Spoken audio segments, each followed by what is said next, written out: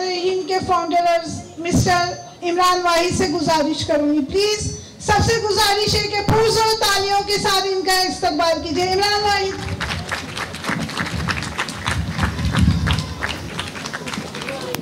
हर मुश्किल में साथ निभाते हैं, हर आफत में यूं डट जाते हैं, हम जिंदा कौम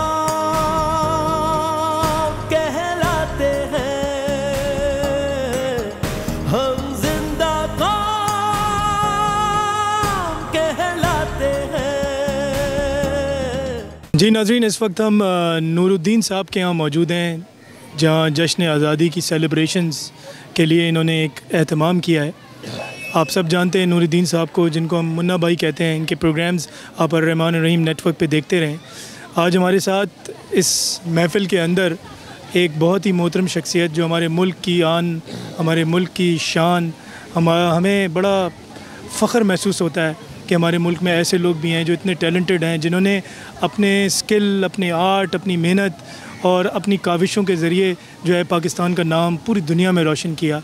अल्लाह ताला ने इनको बहुत सलाहियतें दी हैं और एक बहुत ही दिल के बहुत बड़े दिल रखने वाले इंसान, और मेरा इनसे बहुत अच्छा एक ताल्लुक़ है और इनसे अच्छी बातचीत रहती है, सलाम दुआ रहती है। आप यकीन जानें कि मैंने इनको हर उस फोरम में देखा है कि जहाँ कोई भी नेकी का काम हो रहा हो, जहाँ कोई भी भलाई का काम हो रहा हो, जहाँ मुल्क की बात हो, माशरे की बात हो, इंसानियत की बात हो, मैं इस अजीम और मोहतरम शख्सियत को हर जगह देखता हूँ। तो मैं इंट्रोड्यूस कराना चाहूँगा जिमी इंजीनियर साहब।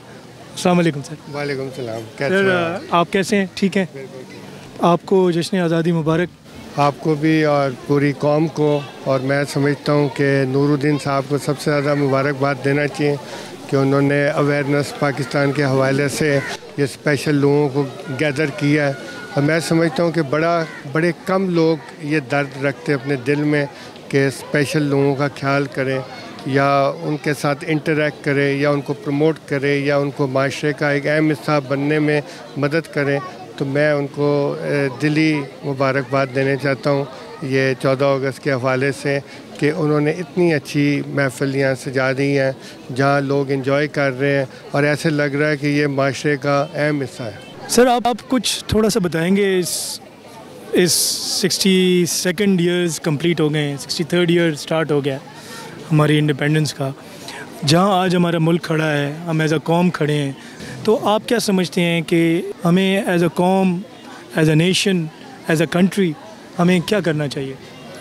मैं समझता हूँ कि हम ये 63rd ईयर 63 साल हो गए, हम एनिवर्सरी भी बना रहे हैं, सब कुछ कर रहे हैं, लेकिन मैं समझता हूँ कि जब तक हमारी नीयत और हमारी सोच में बेहतरी नहीं आएगी, जब हम ये एहसास नहीं करेंगे कि ये पाकिस्तान हमारा है, क्योंकि सिर्फ़ अल्फाजों से कहना लव पाकिस्तान, पाकिस्तान फ़र्स्ट वगैरह ये बिल्कुल ठीक है स्लोगन के लिहाज से, लेकिन जब तक अमली तौर पे हम काम नहीं करेंगे और अमली तौर पे हम रिस्पॉन्सिबिलिटी नहीं लेंगे इस मुल्क की, यानी हर शख्स की रिस्पॉन्सिबिलिटी, ज़रूरी नहीं है कि सोशल वर्कर करे या डॉक्टर्स करे या इंजीनियर्स करे, हर शख्स जो सड़क पे चलने वाला भी है उसको रिस्पॉन्सिबिलिटी लेनी पड़ेगी इस मुल्क के बारे में। और मैं समझता हूँ कि प्रैक्टिकल काम से होगा, प्रीचिंग से नहीं होगा। हम प्रीच करते रहे 100 साल तक तो मैं समझता हूँ कि एक इंसान की ज़िंदगी नहीं बदलेगी, लेकिन हम प्रैक्टिकल काम करेंगे तो मैं समझता हूँ कि पाकिस्तान दुनिया का अव्वल मुल्क बन जाएगा। देखिए, बड़ी ज़बरदस्त बात की है जिमी इंजीनियर साहब ने। आप जानते हैं कि ये एक बहुत दुनिया के मशहूर व मारूफ आर्टिस्ट हैं और आप इनकी जो पेंटिंग्स हैं उनमें आप देखेंगे तो आपको पाकिस्तान, इस्लाम, हमारी सकाफ़त, हमारी कल्चर, इस्लामी तहज़ीब, हमारे दुनिया जहान में पूरी ये अपने इस आर्ट के ज़रिए से पाकिस्तान को, इस्लाम को प्रमोट करते हैं और इंसानियत की भलाई के लिए ये बहुत सारी चीज़ें जो हैं ये करते हैं, उसमें पार्टिसिपेट करते हैं। जो इन्होंने आज बात की है, मैं इनकी बात से अगर ये अख़ज़ करूँ कि जो बुनियादी चीज़ की हमें आज ज़रूरत है वो है एहसास, रियलाइजेशन।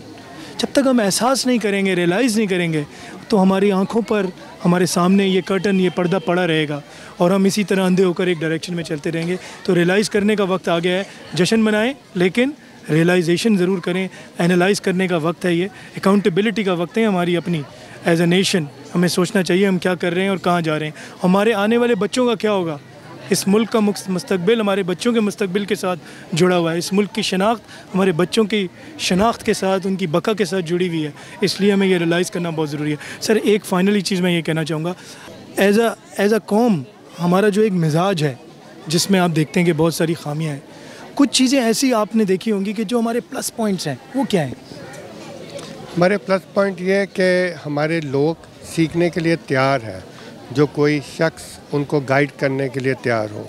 मेरा मतलब है हमारे लोगों को गाइडेंस मिल जाए तो मैं समझता हूँ कि हमारे बहुत मेहनती लोग हैं, बहुत अच्छे लोग हैं, लेकिन जो गाइड करने वाला नहीं मिलेगा तो नेचुरली वो गलत राह पे चल पड़ेंगे। तो बस यही वजह है कि जो प्लस पॉइंट है कि हम सीख सकते हैं, हम बेहतर हो सकते हैं, हम राइज़ कर सकते हैं अबव नॉर्मल जब हमें ज़रूरत पड़ती है।